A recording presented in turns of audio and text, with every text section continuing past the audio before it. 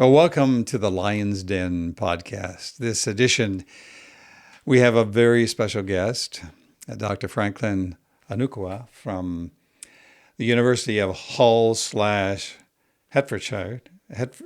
Hertfordshire? Hertfordshire, yeah. And we're in the UK and having a conversation about leadership.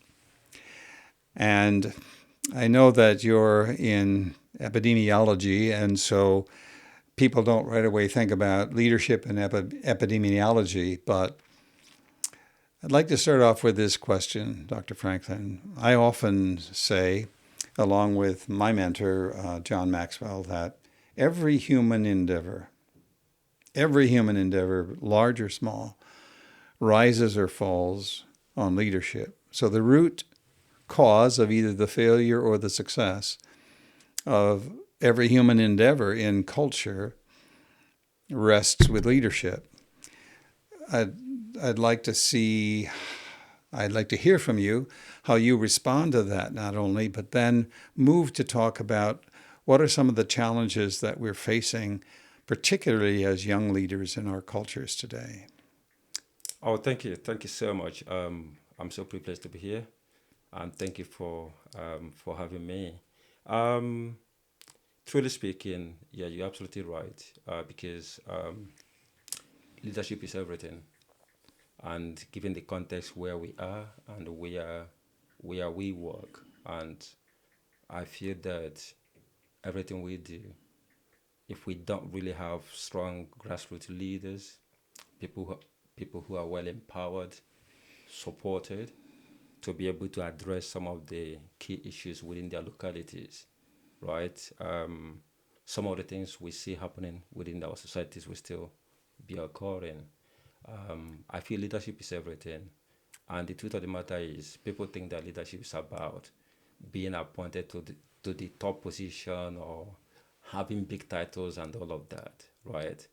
But it's simply a service. And that service, everybody's committed to that. And that's why leadership is everything, because we are all called to serve. And it's in that service that we begin to address some of the challenges we have in our societies. And then leading on to the second part about some of the challenges, it just, I feel as young leaders, having that understanding of the concept of leadership is still a little bit a challenge, because most people don't really understand the concept of More than leadership. a little bit, yes. Yes. So Yeah. for some people, they are just waiting for the opportunity to be appointed Wow. to a position before they serve. Yeah. Everybody just waiting. But it's about understanding that actually you don't need to wait.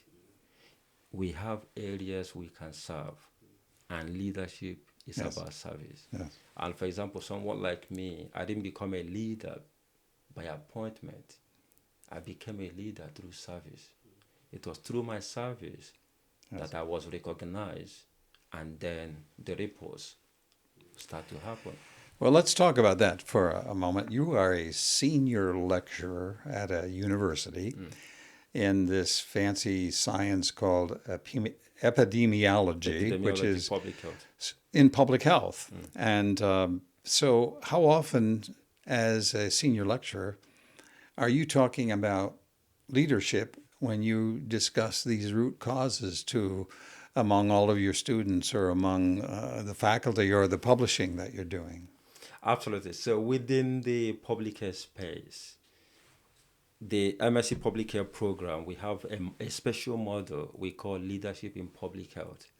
That is being led by another colleague of mine, because in public health cannot be complete without the leadership element of it. If there's an epidemic within a community, within a society, it needs someone to step up to be able to address that. You need to empower people locally to be able to address their needs. So obviously, you can't be talking about addressing the root causes of diseases, tracking the patterns and all of that, without talking about leadership. Various communities, they need to have leaders who are manning those positions and addressing those challenges. So in all our concepts, in everything we teach, we bring in elements of leadership into that. And Okay. you cannot talk about public health without really touching on that. It's an Well, I know a important lot of element. young leaders, excuse me, say, well, I don't want to sit and listen to another lecturer tell me about leadership. And I noticed that you said you have someone else, one of your colleagues, talking about leadership, but you have said with your actions, with your life, focusing on youth leadership, you have this organization called Youth Aspire Connect. Connect. So is that where you are now attempting to focus some of those important leadership issues in raising up young people who have this concept of service? Yes, partly that I would say, because now, as part of, by the way, Youth Aspire Connect, we are an award-winning youth-led organization that support over 600 young people in this region. And of course, part of our work is to see how we can raise young people, develop those leadership skills to be able to challenge and address some of the challenges they face within the society, especially young people of color who are faced with lots of systemic barriers, systemic challenges. Those are the issues affecting them in terms of their rising. So what we are doing, what I'm doing, through what we are doing through this organization, Youth Aspire Connect, is to see how we can empower them. I mean, going by your concept of bottom top. Of course, I can come in as a person and say, this is what you can do, this is what you can do. But I've not really found that to be effective, really.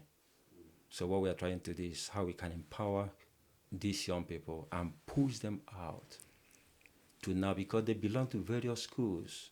They work in various offices, they work in various government parastatals. Empower them and release them, and then for them to get to those spaces and begin to cause those changes Yeah, I that want to. we want to see.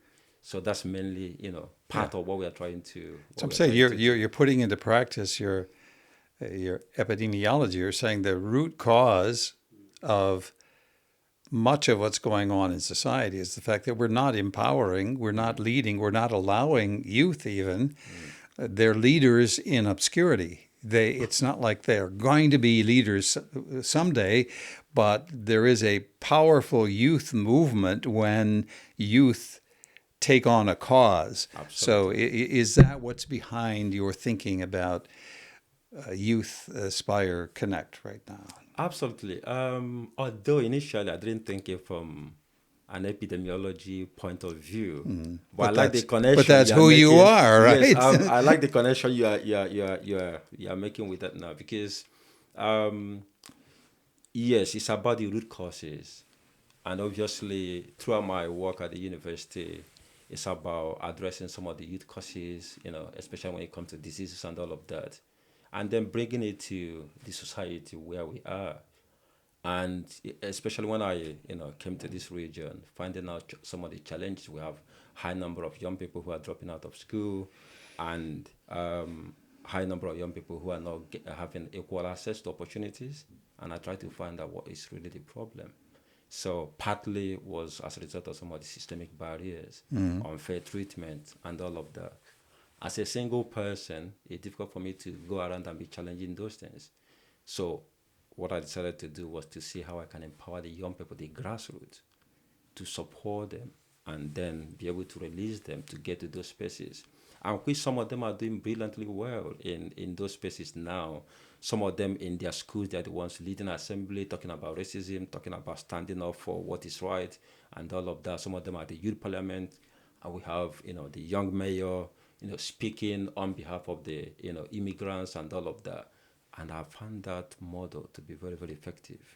And you are focusing right now on the youth in the UK, correct? And many of them youth of color or immigrants, Yes, families, and so on. yes. But can those same principles apply across cultures? I think of Africa or think of India. Mm. Is it possible for the young leaders who are now part of Lion in Africa or part of Lion in India to adopt or begin to emulate some of those same things that you are attempting here through Youth Aspire Connect? Absolutely. I was, as part of the work we do here, we still have an extension in Africa. In fact, I came back from Nigeria in September, where I held a week-long conference, youth conference, Mm-hmm. in Southeast Nigeria. We had over 400 to 500 young people that attended, and it was the same principle we're trying to implement over there to see, look, the time has come for these young people to be empowered. These are young people who are powerful, passionate, have the skills, they have the time. They have the time, right? But obviously, many of them we are not really tapping into those resources Yes. that they have. So what we did as part of that was to see how we can start to mentor, guide them, help them understand the skills they have, help them to know the area they can serve the society better and what they can do with the skills they have. But I remember importantly, one of the things I talked about in that conference was about helping them understand their calling, their purpose, Yeah. right? Because I feel that is an important link to So help them let's start talk there. about that, Dr. Franklin. We like to talk once we get to a certain leadership position now, out of our heart to serve as leaders. We like to talk about procedures and organizational structures and things that we've done, but let's talk about that young person right now who says, I'm not sure I'm a leader. And I would say to them, yes, you are, because you start with yourself leading. So and a leader has influence, or you're influencing someone. But how do we make it practical, what you're talking about? And you use the term calling. Can you define that? If I'm not a person of faith, for example, and I'm not hearing this call from God, as my pastor would say, what does that mean when you teach that to young people who are aspiring leaders? I think one of the things I said to young people is, look, all of us, we have our uniqueness. We have our uniqueness. We have something that makes us special. We didn't just appear here by accident. So we're wired in a certain way, is We what are you're saying. wired in a certain way. We didn't just appear here by accident. There is something special in us. And that thing that is special in us, we need to use that to help other people. We need to bring it out. And it's important you identify that what makes you special, because that what makes you special is that gift you have. And that gift is meant to serve others. And it's when you use that gift and you start to serve others in the place of leadership, you see the doors opening and lots of opportunities coming as a result of that. Now, you're speaking as a man of faith, saying this. You have this understanding that I'm created in a certain way. But what about I'm a young person who I'm not certain about that? I'm not sure I'm special. How can you prove to me that in some way I'm as special as someone else? I don't feel that. Yeah, one of the things I've done in one of my sections was to ask some of the young people, have you seen two people with the same fingerprint? I did that in one of my last sessions. I said, every single day you have thousands of people going to the immigration unit to take their fingerprints, and they have not dictated two people with the same fingerprints. Yes. That shows our uniqueness. That shows we are different. Excellent. So that's why you're not an idiot. That's why you have something special, right? Though someone else may say, you're an idiot, you are this, you don't have anything, but there's something you have. And it doesn't matter your background, it doesn't matter where you're coming from, there is something you have the society is waiting for. There is something you need to give out there, and this is where, those little things, those are the things we want to bring out from them for them to start to give to the society. Technology is proving your point too. When we travel today, it used to be you have to have your own unique passport with your picture in it. But when our young people grow up, some machine somewhere, some visual identity is going to identify our uniqueness, because ID Absolutely. is absolutely essential. Yeah. Okay, so let's accept the fact that as a young person, I'm unique, but how does that give me a purpose? How does that give me some kind of calling, as you say? How do you develop that within young people? Right. So it's one of the things we do. So it's first off for them recognizing they are unique. They have something special. You have to realize that. Right? So once you realize that, so this is where we come in as facilitators, supporter to help you identify that and to see how we can help you nurture it. And then once that is being nurtured, you see yourself applying that. So, but what is important is you knowing that, look, you Okay. have So something. that's the root. Yes, That's the root of it, the root cause absolutely. of That's the me root of making a it. difference in my world. Yeah. But then how do I move from, okay, I'm unique to, but does it make a difference? Am I significant? Do I have any worth above anyone else? What is it that will lead me there? So for some of the young people who are, or anybody that feel that, look, they have something, but how how what I have, how can it take me to that place of significance? So this is where value comes in. Personally, I feel that once you know you have something, you need to develop that. And are you talking about a personality? Are you talking about a skill? Are you talking about a passion? What are you talking about? All of them combine. So one thing you have some uniqueness in you, you have a gift. Okay, so that gift could be anything. It could be it could be a gift. It could be, I mean, a skill. Football skill, it could be, good singing skill. It could be anything. But identifying that is important to nurture it and use that to serve. Because we say leadership is about service. So people they have a skill, but they think, okay, I will just see somewhere for someone to come and get me to start, utilizing my skill. No, it's about finding opportunities where you can serve with your skill. For example, someone like me, that was what I did. I know I was good in teaching, I was good in this and that. It's about identifying opportunities where I can serve with my skill. It is in that service you get to build confidence, you get to develop yourself, you get to add more experience, and all of that. It's in that service that people get to understand and begin to pick you, see what you do, obviously. And that is where recommendations start coming. So naturally, organically, that will lead you to that place of significance. You start from that place, you recognizing what you have, thinking about how do I serve my society, my community with what I have. I don't need to wait till I'm appointed to use that. I can use that my skill to serve somewhere, whether they're giving me money or not. I can serve for free. I can give my time for free.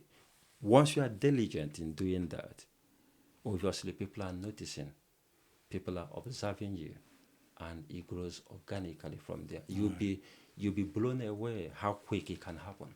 All right, Dr. Franklin, that all sounds like good words. Sounds like good concepts. But do you have any proof that that works? Do you have stories or illustrations? Can you give me an example that this actually works? What you're saying? Yes, it does work. For example, I when I started up, I wanted to be in the teaching space. I wanted to be a lecturer. But obviously I know within me, I know I have the skill. I know I can teach.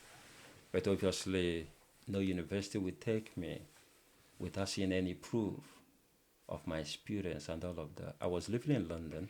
I don't know how much you know London, but I was traveling from London to an institute, a place we call Luton. So what I did was to contact a professor there to say, look, this is my passion. This is what I want to do. That is because then I have recognized what I have, the abilities, but I need to nurture it. I need to develop it. I need to hone it. I need to acquire some certainty to shape it up. So graciously, he said I could, come to his institute. I came. I went there to serve. I will finish. They don't give me lunch. They don't pay my transport. They don't support me in any way. I will do other jobs and use the same money to pay my transport to be in that space. I have recognized what I have, but I'm looking for a way to serve the humanity with what I have, so that by doing that, it will organically progress me. But that was what I did. I did that for 6 months. While I was doing that, an opening came for a teaching position in a college in London. I applied. Do you know why? I worked in this space for 6 months. Of course, I have nurtured my skill. I have evidence to prove that I have capacity. I can do this. I was accepted. That was my first teaching job, lecturing job in 2013, and I was considered. And immediately they took me. Of course, they say you've been doing something like this for only 6 months, but we're gonna try you and see what you can do. But obviously, as soon as I got in, I didn't stop there. As soon as I got in, I registered for teachers training because I know I've got the skill. I've been given opportunity, but I need to nurture it. I need to enhance that skill. I need to progress it. Yeah, I'm excited when I hear that story. At the same time, you were born with certain abilities or capacities that made you unique, but you had to learn every skill. You had to learn how to walk. You had to learn how to talk. You weren't born a lecturer. So, all the way along the line, you were developing those skills based on your uniqueness Yeah. and capacity. So, using that concept, how do you encourage young people or even middle aged or older people where they are right now? How do you encourage them to begin to develop those skills or to think about something more than just a job? You know, many of us think, well, my role in life is I just got to make enough money to, if I want a wife or a husband, I got to make enough money to feed a family and get a house, and just so I just got to have a job and find a way of getting enough money, and then I'll be happy. How do you change that sense of why I'm here and where I'm going? Truly speaking, life is beyond um, eating, giving birth, and all the things we see around, Collecting money. collecting money and all of that. Life is beyond that. So my personal belief is we came in to bring something to the planet Earth, to contribute to the society, right? So it's about all of us asking ourselves, how do we make our world better? What am I contributing? What am I adding? What is it that I'm doing to make the society where we are better? And that is an important question we should be asking ourselves. I will give you an example. Recently, I had someone in our community that died. Almost everywhere in the world is talking about him. But a week after that, there was another man that died. Even most people in the community didn't know that he died. I was in my bedroom and I was thinking, how come these two men died? One died a week before, it was silent, nobody was even, most people didn't even know that this person died. And we had another fellow that died a week after that. UK, US, it's all over media, it's all over the internet, newspapers, and all of that. What is the difference? Impact, their contribution. And that is beyond money. Of course, both of them, they have money to feed their family, but it's beyond that. You got to a point in life where you know that money is important, but there's something more than that. So whether you're middle age, whether you're a young person, if a young person, it's an important time to start thinking about it. Why are you here? What is it that you need to contribute to the society beyond just going to work, making money, and putting food on the table and all of that, driving big cars, living in a mansion and stuff like that. Why are you here? What contribution are you making? Because at the end of the day, by the time you are no more here, nobody remembers your house. Nobody remembers your car. But people will remember the £10, the school uniform, the school bag you bought for them. They will remember the shirt. They will remember how you used to come out 5 a.m., 6 a.m. in the morning to tidy up the street. They will remember how you used to stop at the traffic light, helping children to cross the road. They will remember those things.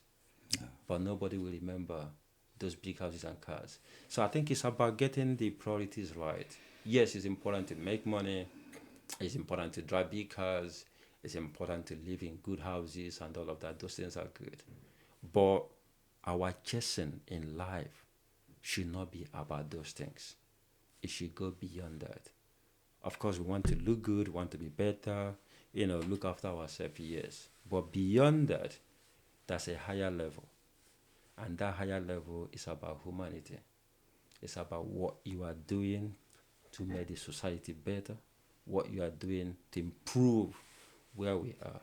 I mean, the time you were born and now, of course, there have been lots of changes. Technology, everything, business, anything you can think about, even the warehouses are being designed and all of that. People are the ones shaping that. People are the ones making that to happen, right? People come in, put in their ideas, and that's it. So we all have something to contribute. But I feel that if you just come in to live your life and just go like that, you are depriving your world, our world, your giftings. We began our conversation talking about you as a professional who is looking to find root causes for diseases and problems.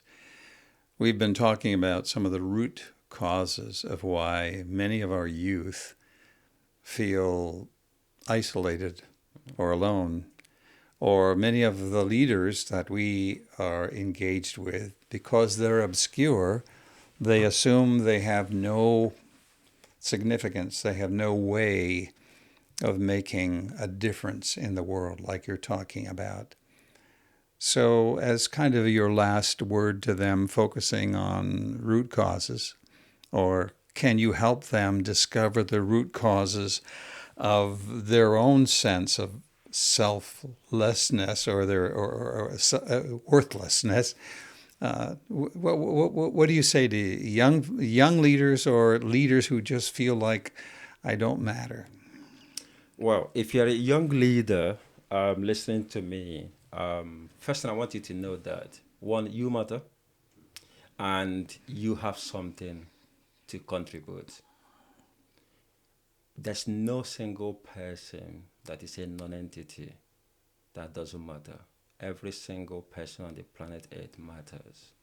And if we say leadership is about service, anybody can serve. I would say start where you are.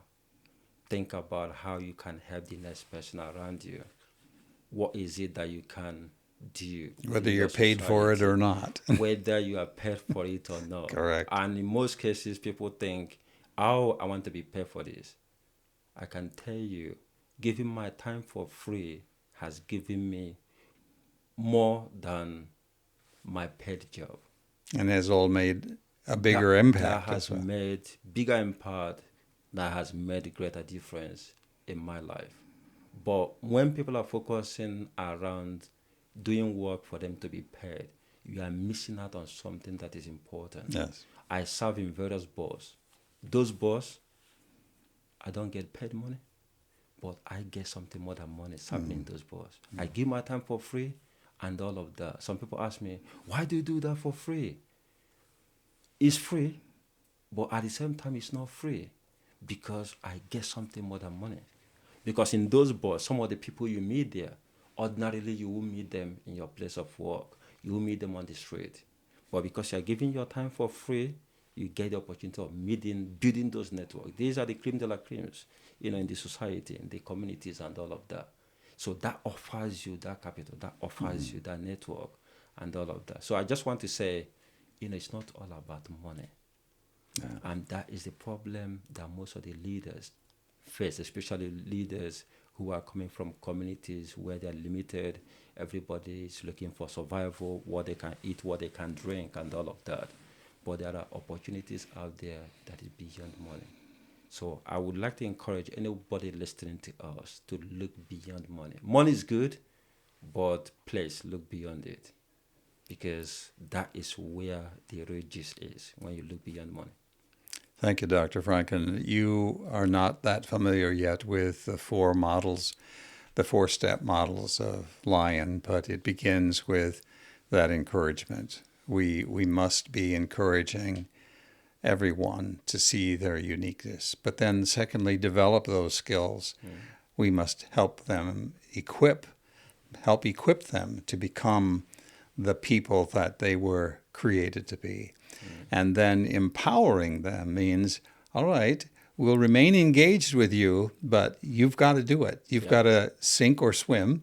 You have to ride the bike or fall, and you will fall, but we'll be there with you. So thank you for that example that you are living out, that you are teaching, and also for coming and sharing your personal insights and professional insights with us. So I hope you'll come back sometime. Thank you. Thank you so much for having me. And thank you for joining us here at the Lion's Den podcast. We hope that it encourages you and that in some way will help equip you to become that person that you know you can become. And someday we would love to see you ride that bicycle, lead that charge that you're passionate about, and we would love to engage with you. So stay tuned, keep listening, and keep responding. Thanks for now.